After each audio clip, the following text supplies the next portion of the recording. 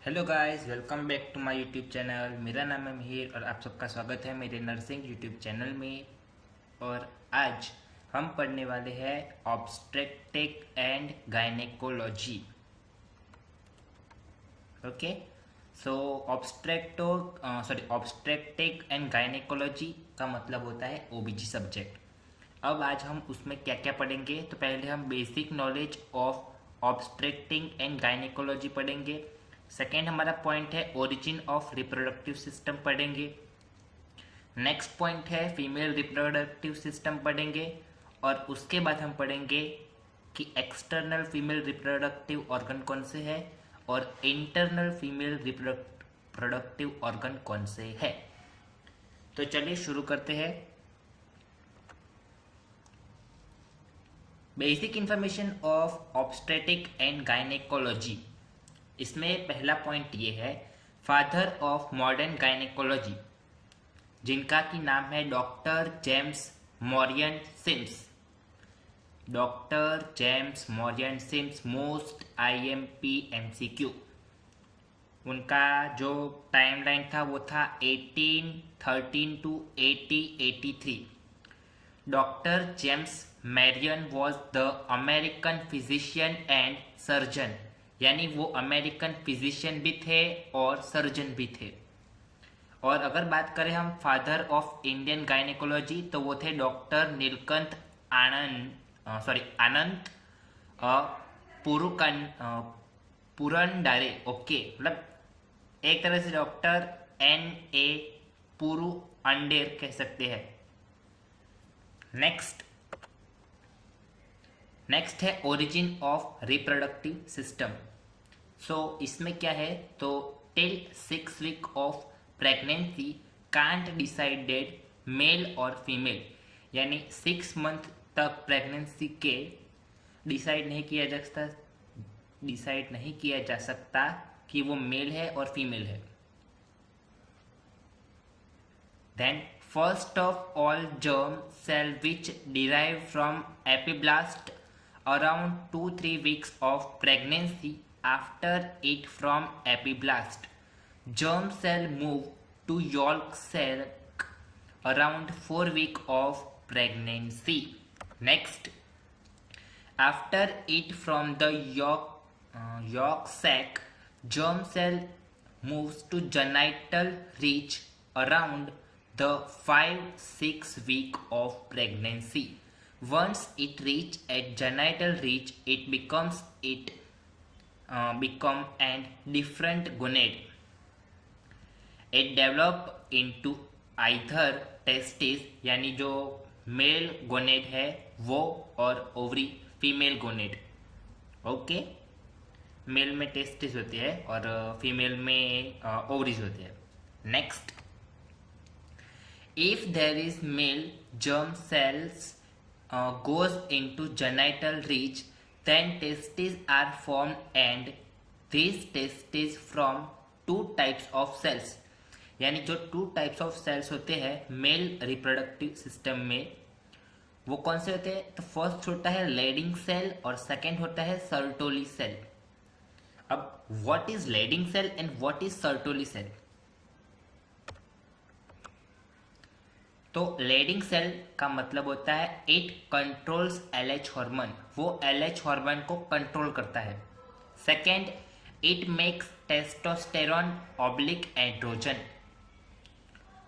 Formulation of testosterone, it makes external organ of male reproductive organ, यानी Leydig cell का काम क्या होता है, external organ of male reproductive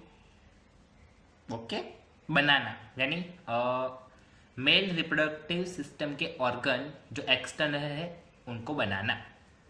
next, Sertoli cell, it makes anti Mullerian hormone. AMH means anti Mullerian hormone ही होता है। Anti Mullerian hormone AMH degenerate Mullerian duct. After the degeneration of Mullerian duct, Wolffian duct are remaining, and it make internal organ of male reproductive organ.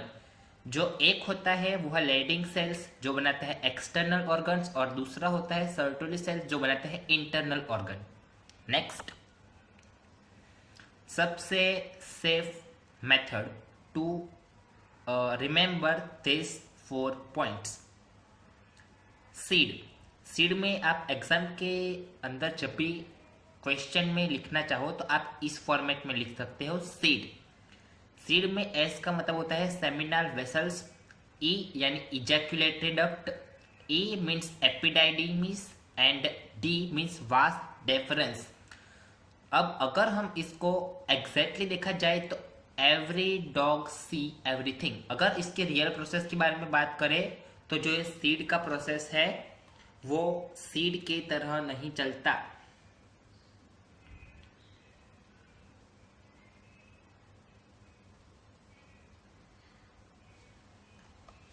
जो every यानी ई है, dog यानी D, सी यानी S and everything यानी ई। तो यहां पर हमको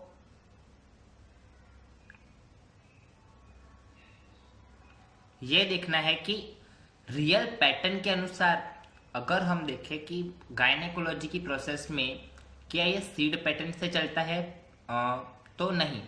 उसमें पैटर्न में पहले चलता है ई, एपिडिडाइमिस चलता है, फिर उसके बाद की सीक्वेंस आती है वो होती है डी, वास डिफरेंस, उसके बाद आता है एस, सेमिनल वेसिकल्स, और लास्ट में आता है ई, इजैक्यूलेटरी डक्ट। पहले आएगा एपिडिडाइमिस, फिर आएगा वास डिफरेंस, फिर आएगा सेमिनल वेसिकल्स, और लास्ट में आएगा ejaculatory duct. Okay, epididymis means अधिवृषण, फिर डी वास डिफरेंस मीन्स शुक्रवाहिका, सेमिनल वेसिकल्स यानी शुक्राशय, एंड इजैक्यूलेटरी डक्ट मीन्स स्खलन वाहिनी। Okay, now provide next slide. If on the genital ridge female germs and goes, then ovary are made. If ovary are made, then paramesonephric duct or Mullerian duct are remaining and make a female reproductive organ. Next, there are testes are absent, so the Leydig cell and Sertoli cell also absent, and testosterone and AMH are not formed, so that external female reproductive organs are formed. Mullerian duct start from internal female reproductive organ, यानी जो Mullerian duct होती है वो शुरू होती है internal female reproductive organ से। अब बात कर लेते हैं कि इंटरनल फीमेल रिप्रोडक्टिव ऑर्गन होते कौन से हैं। तो first, upper to third part of vagina, then cervix, then uterus body, and then fallopian tube. अब जो प्रोसेस हमने पढ़ी थी उसका रियल प्रोसेस उसका मतलब क्या होता है वो हम एक बार देख लेते हैं कि इंटरनल फीमेल रिप्रोडक्टिव ऑर्गन्स में और थोड़ा डिटेल में क्या होगा। तो lower 1/3 part of vagina are formed by urogenital sinus. So after that, this between opening vagina or lower 1/3 part of vagina, one septum is occur. Normally, these septums are dissolved at 20 weeks of pregnancy. If these septums are not dissolved, then there is transvaginal septums are occur, or due to this TVS after puberty menstrual bleeding are not started, and this condition known as cryptoamenorrhea or hidden menstruation or primary एबनॉर्मिया। मतलब ये इतना कुछ detail में अभी पढ़ने जैसा नहीं है, जितना आपको याद हो उतना ही आप लिखें, बहुत डिटेल में लिखने की ज़रूरत नहीं है। ये क्वेश्चन आता बड़ा है 10 मार्क्स में या 8 मार्क्स में, लेकिन उसका आप कंटेंट इतना ज़्यादा मत लिखो कि उसमें आपके दूसरे क्वेश्चंस छूट जाए। ओके, नाउ नेक्स्ट, नेक्स्ट है कि फीमेल रिप्रोडक्टिव जो सिस्टम होते हैं उसके ऑर्गन्स कौन कौन से आएंगे। तो एक साइड मैंने लिस्ट किए हैं एक्सटर्नल फीमेल रिप्रोडक्टिव ऑर्गन्स और दूसरी तरफ है इंटरनल फीमेल रिप्रोडक्टिव ऑर्गन्स। तो एक्सटर्नल फीमेल रिप्रोडक्टिव ऑर्गन्स कौन से हैं तो देख लो। पहले आएंगे mons pubis, labia majora, labia minora, clitoris, vestibules. और वेस्टिब्यूल्स के बाद आएंगे vaginal opening, urethral opening, Bartholin duct, skin duct and perineum. अब बात कर लेते हैं इंटरनल फीमेल रिप्रोडक्टिव ऑर्गन। तो उसमें आएगा vagina, cervix, uterus, fallopian tube and ovary. बस इतने ही है इंटरनल में, और एक्सटर्नल में ये पीछे के 5 भी है। टोटल होते हैं 10 और इंटरनल में होते हैं 5। नेक्स्ट ओके, तो अगर आपने यहाँ तक वीडियो को देख लिया है तो इस वीडियो को लाइक कर दे, मेरे चैनल को सब्सक्राइब कर दे और बेल आइकन को प्रेस कर दे। आने वाले अपकमिंग वीडियो को आप गलती से मिस ना कर दे, इसलिए मैं ऐसे आपको रोज़ वीडियोस प्रोवाइड करते रहूँगा नर्सिंग एजुकेशन के रिलेटेड। सो मिलते हैं कल शाम 7 बजे, या 7 बजे नहीं तो 7 से 9 के बीच में मेरे वीडियोस अपलोड होते रहेंगे। Thanks for watching, bye bye, take care.